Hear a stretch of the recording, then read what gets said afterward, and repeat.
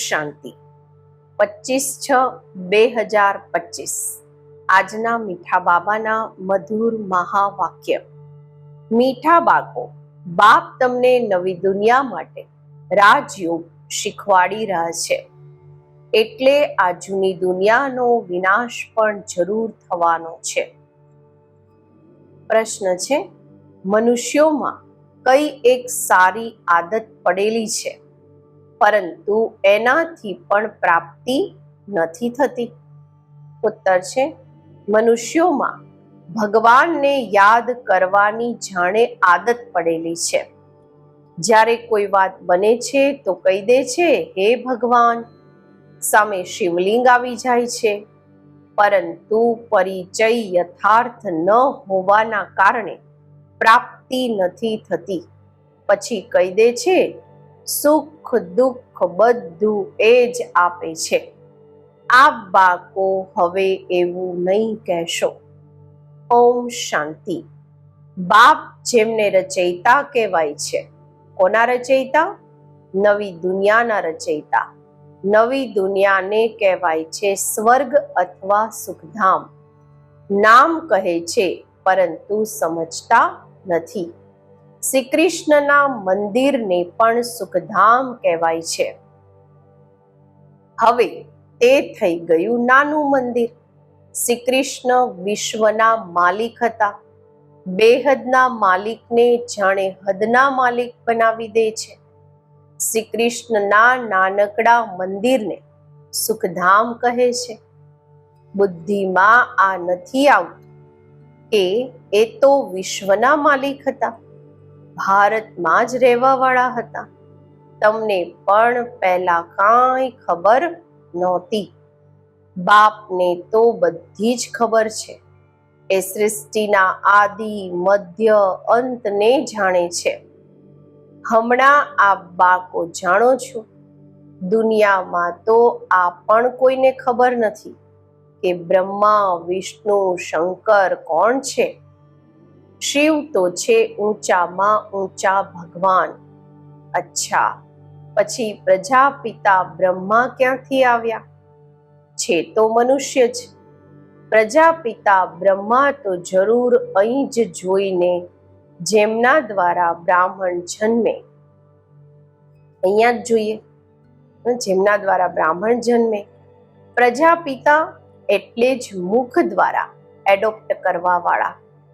તમે છો મુખવંશાવલી. હમણાં તમે જાણો છો કે કેવી રીતે બ્રહ્માને બાપે પોતાના બનાવીને મુખવંશાવલી બનાવ્યા છે. આમનામાં પ્રવેશ પણ કર્યો. પછી કહ્યું કે આ મારું બાળક પણ છે. તમે જાણો છો બ્રહ્મા નામ કેવી રીતે પડ્યું, કેવી રીતે જન્મ થયો? આ બીજા કોઈ નથી જાણતા. ફક્ત મહિમા ગાય છે કે પરમપિતા પરમાત્મા ઊંચામાં ઊંચા છે, પરંતુ આ કોઈની બુદ્ધિમાં નથી આવતું કે ઊંચામાં ઊંચા બાપ છે. આપણા સર્વ આત્માઓના એ પિતા છે. એ પણ બિંદુ રૂપ જ છે. એમનામાં સૃષ્ટિના આદિ મધ્ય અંતનું જ્ઞાન છે. આ નોલેજ પણ તમને હમણાં મળ્યું છે. પહેલા જરા પણ આ જ્ઞાન નહોતું. મનુષ્ય ફક્ત કહેતા રહે છે બ્રહ્મા વિષ્ણુ શંકર, પરંતુ જાણતા કંઈ પણ નથી. તો એમને જ સમજાવવાનું છે. હવે તમે સમજદાર બન્યા છો. જાણો છો કે બાપ જ્ઞાનના સાગર છે, જે આપણને જ્ઞાન સંભળાવે છે, ભણાવે છે. આ રાજયોગ છે જ સતયુગ નવી દુનિયા માટે. તો જરૂર જૂની દુનિયાનો વિનાશ થવો જોઈએ. એના માટે આ મહાભારત લડાઈ છે. અડધા કલ્પથી લઈને તમે ભક્તિ માર્ગના શાસ્ત્ર વાંચતા આવ્યા છો. હમણાં તો બાપ પાસેથી ડાયરેક્ટ સાંભળો છો. બાપ કોઈ શાસ્ત્ર નથી સંભળાવતા. જપ તપ કરવા, શાસ્ત્ર વગેરે વાંચવા આ બધી છે ભક્તિ. હવે ભક્તોને ભક્તિનું ફળ જોઈએ, કારણ કે મહેનત કરે જ છે ભગવાનને મળવા માટે, પરંતુ જ્ઞાનથી છે સદગતિ. જ્ઞાન અને ભક્તિ બંને સાથે ચાલી ન શકે. હમણાં છે જ ભક્તિનું રાજ્ય. બધા ભગત છે. દરેકના મુખથી ઓ ગોડ ફાધર, હે ભગવાન જરૂર નીકળશે. હવે આપ બાળકો જાણો છો કે બાપે પોતાનો પરિચય આપ્યો છે કે હું નાનો બિંદુ છું. મને જ જ્ઞાનના સાગર કહે છે. મુજ બિંદુમાં બધું જ્ઞાન ભરેલું છે. આત્મામાં જ નોલેજ રહે છે. હમણાં આપ બાળકો સમજો છો કે એમને પરમ પિતા પરમાત્મા કહેવાય છે. એ છે સુપ્રીમ સોલ, અર્થાત સૌથી ઊંચામાં ઊંચા, પતિત પાવન. બાપ જ સુપ્રીમ છે ને, સર્વોચ્ચ છે ને. મનુષ્ય હે ભગવાન કહેશે તો શિવલિંગ જ યાદ આવશે, તે પણ યથાર્થ રીતે નહીં. એક જાણે આદત પડી ગઈ છે કે ભગવાનને યાદ કરવાના છે. ભગવાન જ સુખ દુઃખ આપે છે. હવે આપ બાળકો એવું નહીં કહેશો. તમે જાણો છો કે બાપ તો સુખદાતા છે.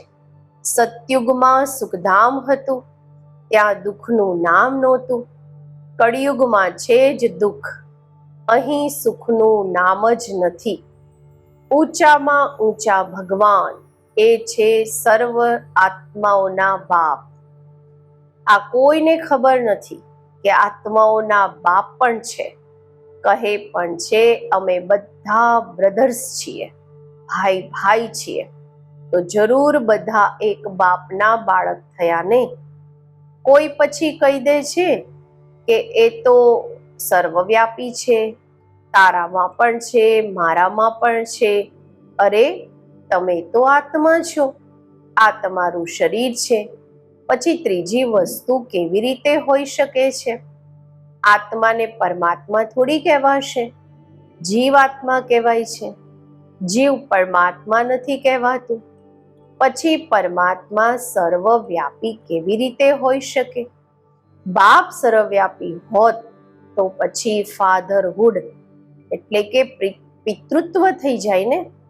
ફાધરને ફાધર પાસેથી વારસો થોડી મળશે. બાપ પાસેથી તો બાળક જ વારસો લે છે. બધા ફાધર કેવી રીતે હોઈ શકે? આટલી નાનકડી વાત પણ કોઈની સમજમાં નથી આવતી. ત્યારે બાપ કહે છે, બાળકો, મેં આજથી 5000 વર્ષ પહેલા તમને કેટલા સમજદાર બનાવ્યા હતા. તમે એવર હેલ્ધી, વેલ્ધી, સમજદાર હતા. આના કરતા વધારે સમજદાર કોઈ હોઈ ન શકે. તમને હમણાં જે સમજ મળે છે તે પછી ત્યાં નહીં હશે. ત્યાં આ થોડી ખબર હોય છે કે અમે ઉતરીશું. આ ખબર હોય તો પછી સુખની ભાસના જ ન આવે. આ જ્ઞાન પછી પ્રાય લોપ થઈ જાય છે. આ ડ્રામાનું જ્ઞાન ફક્ત હમણાં તમારી બુદ્ધિમાં છે. બ્રાહ્મણ જ અધિકારી રહે છે. તમારી બુદ્ધિમાં છે કે હવે આપણે બ્રાહ્મણ વર્ણના છીએ. બ્રાહ્મણોને જ બાપ જ્ઞાન સંભળાવે છે. બ્રાહ્મણ પછી બધાને સંભળાવે છે. ગાયન પણ છે કે ભગવાને આવીને સ્વર્ગની સ્થાપના કરી હતી, રાજયોગ શીખવાડ્યો હતો. જો શ્રી કૃષ્ણ જયંતી મનાવે છે, સમજે છે કે શ્રી કૃષ્ણ વૈકુંઠના માલિક હતા, પરંતુ એ વિશ્વના માલિક હતા. આ બુદ્ધિમાં નથી આવતું. જ્યારે એમનું રાજ્ય હતું તો બીજો કોઈ ધર્મ નહોતો. એમનું જ આખા વિશ્વ પર રાજ્ય હતું અને જમનાના કિનારે હતું. હમણાં તમને આ કોણ સમજાવી રહ્યું છે? ભગવાન વાચ. બાકી તેઓ જે પણ વેદ શાસ્ત્ર વગેરે સંભળાવે છે તે ભક્તિ માર્ગના છે. અહીં તો સ્વયં ભગવાન તમને સંભળાવી રહ્યા છે. હમણાં તમે સમજો છો આપણે પુરુષોત્તમ બની રહ્યા છીએ. તમને જ આ બુદ્ધિમાં છે કે આપણે શાંતિધામના રહેવા વાળા છીએ. પછી આપણે આવીને 21 જન્મોની પ્રારબ્ધ ભોગવીશું. આ બાળકોએ અંદર ખુશીથી ગદગદ થવું જોઈએ કે બેહદના બાબા શિવ બાબા આપણને ભણાવી રહ્યા છે. એ જ્ઞાનના સાગર છે. સૃષ્ટિના આદિ મધ્ય અંતને જાણે છે. એવા બાબા આપણા માટે આવ્યા છે તો ખુશીથી ગદગદ થાય છે. બાબાને કહે છે, બાબા અમે તમને અમારા વારીસ બનાવ્યા છે. બાપ બાળકો પર વારી જાય છે. બાળકો પછી કહે છે કે ભગવાન તમે જ્યારે આવશો તો અમે તમારા પર વારી જઈશું, અર્થાત બાળક બનાવીશું. એ પણ પોતાના બાળકોને જ વારીસ બનાવે છે. બાબાને વારીસ કેવી રીતે બનાવશે? આ પણ ગુહ્ય વાત છે. પોતાનું બધું જ એક્સચેન્જ કરવું, બદલી કરવું, આમાં બુદ્ધિનું કામ છે. ગરીબ તો ઝટ એક્સચેન્જ કરી લેશે, સાહુકાર મુશ્કેલ કરશે. જ્યાં સુધી કે પૂરી રીતે જ્ઞાન ન ઉઠાવે એટલી હિંમત નથી રહેતી. ગરીબ તો ઝટ કહી દે છે, બાબા અમે તો તમને જ વારીસ બનાવીશું. અમારી પાસે રાખ્યું શું છે? વારીસ બનાવીને પછી શરીર નિર્વાહ પણ પોતાનું કરવાનું છે. ફક્ત ટ્રસ્ટી સમજીને રહેવાનું છે. યુક્તિઓ ઘણી બતાવતા રહે છે. બાપ તો ફક્ત જુએ છે કે કોઈ પાપ કર્મમાં તો પૈસા ખરાબ નથી કરતા. મનુષ્યને પુણ્યાત્મા બનાવવામાં પૈસા લગાવે છે. સર્વિસ પણ કાયદેસર કરે છે. આ પૂરી તપાસ કરશે પછી બધી સલાહ આપશે. આ પણ ધંધામાં ઈશ્વર અર્થ કાઢતા હતા ને. બ્રહ્મા બાબા દાન પુણ્ય કરતા હતા. તે તો હતું ઇનડાયરેક્ટ. હમણાં બાપ ડાયરેક્ટ આવ્યા છે. મનુષ્ય સમજે છે અમે જે કાંઈ કરીએ છીએ એનું ફળ ઈશ્વર બીજા જન્મમાં આપે છે. કોઈ ગરીબ દુખી છે તો સમજશે કર્મ જેવા કરેલા છે.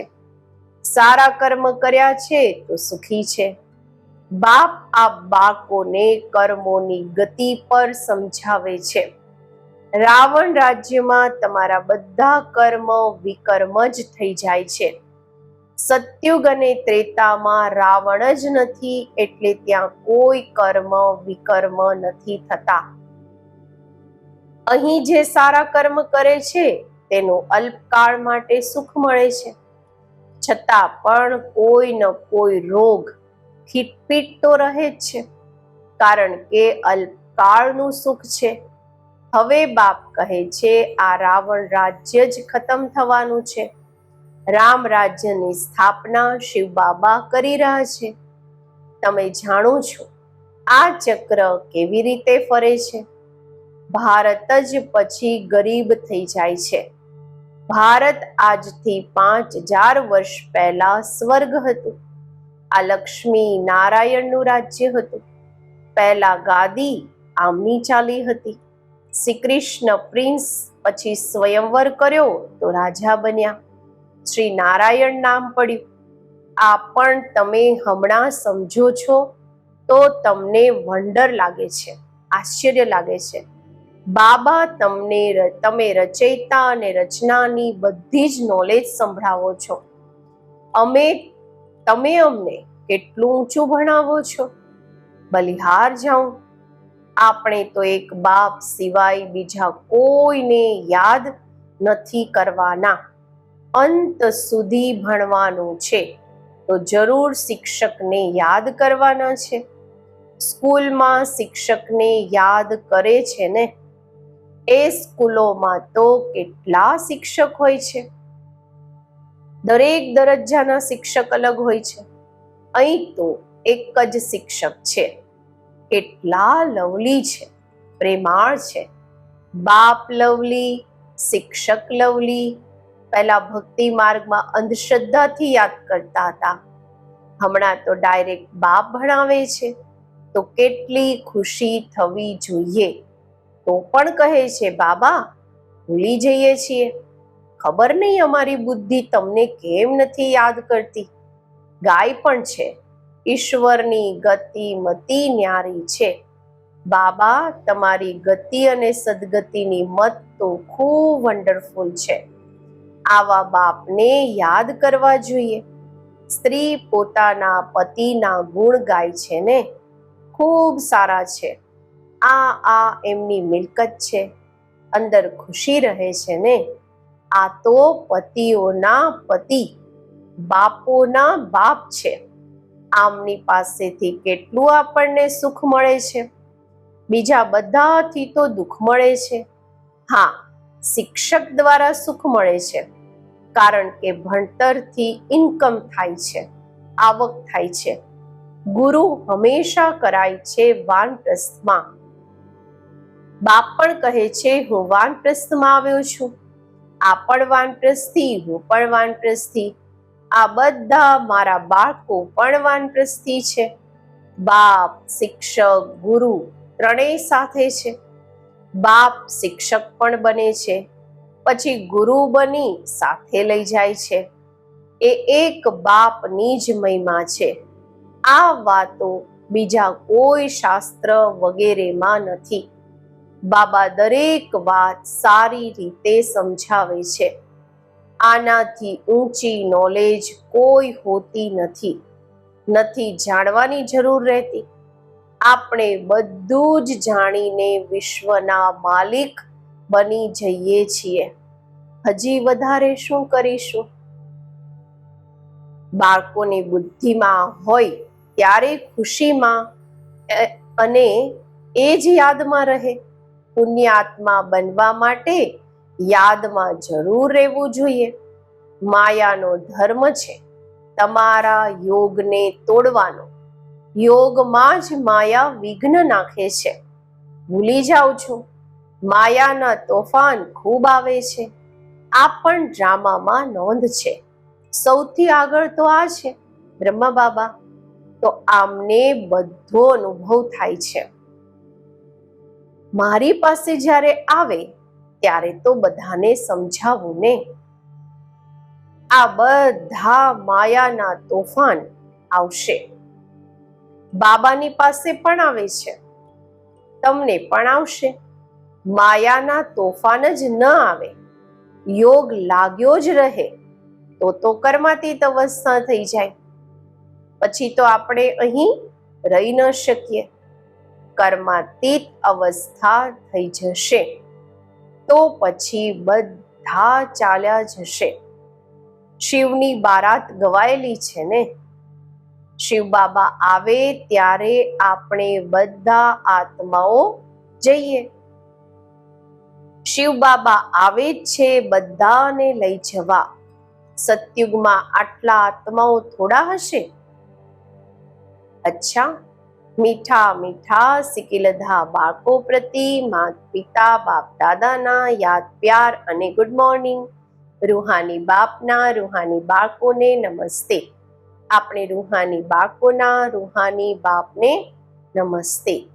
ધારણા માટે મુખ્ય સાર. પહેલું છે, શિવ બાબાને પોતાના વારિસ બનાવીને બધું જ એક્સચેન્જ કરી દેવાનું છે.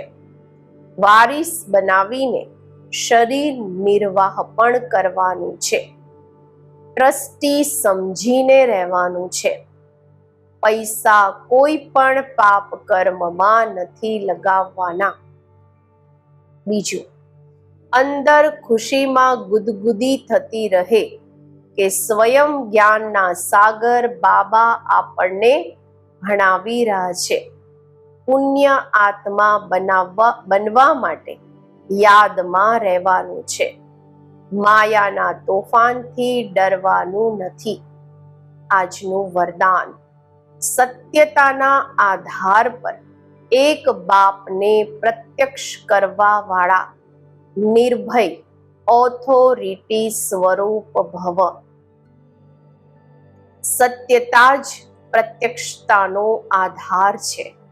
બાપને પ્રત્યક્ષ કરવા માટે નિર્ભય અને ઓથોરિટી સ્વરૂપ બનીને બોલો, સંકોચથી નહીં. જ્યારે અનેક મતવાળા ફક્ત એક વાતને માની લેશે કે આપણા બધાના બાપ એક છે અને એ જ બધું કાર્ય કરી રહ્યા છે, આપણે બધા એકના સંતાન એક છીએ અને આ એક જ યથાર્થ છે, તો વિજયનો ઝંડો લહેરાઈ જશે. આ જ સંકલ્પથી મુક્તિધામ જશો અને પછી જ્યારે પોતપોતાનો પાર્ટ ભજવવા આવશો તો પહેલા આ જ સંકલ્પ ઇમર્જ થશે કે ગોડ ઇઝ વન. આ જ ગોલ્ડન એજની સ્મૃતિ છે. સ્લોગન છે: સહન કરવું જ સ્વયંના શક્તિ રૂપને પ્રત્યક્ષ કરવું છે. અવ્યક્ત ઈશારા: આત્મિક સ્થિતિમાં રહેવાનો અભ્યાસ કરો, અંતર્મુખી બનો. જેમ આ દેહ સ્પષ્ટ દેખાય છે તેમ પોતાના આત્માનું સ્વરૂપ સ્પષ્ટ દેખાય, અર્થાત અનુભવમાં આવે. મસ્તક અર્થાત બુદ્ધિની સ્મૃતિ તથા દ્રષ્ટિથી આત્મિક સ્વરૂપ સિવાય બીજું કાંઈ પણ ન દેખાય તથા સ્મૃતિમાં ન આવે. એવા નિરંતર તપસ્વી બનો. ત્યારે દરેક આત્મા પ્રત્યે કલ્યાણનો શુભ સંકલ્પ ઉત્પન્ન થશે. ભલે કોઈ પોતાના સંસ્કાર સ્વભાવના વશ તમારા પુરુષાર્થમાં પરીક્ષાના નિમિત્ત બનેલા હોય, એમના પ્રત્યે પણ સદા કલ્યાણનો સંકલ્પ ઉત્પન્ન થાય. ઓમ શાંતિ.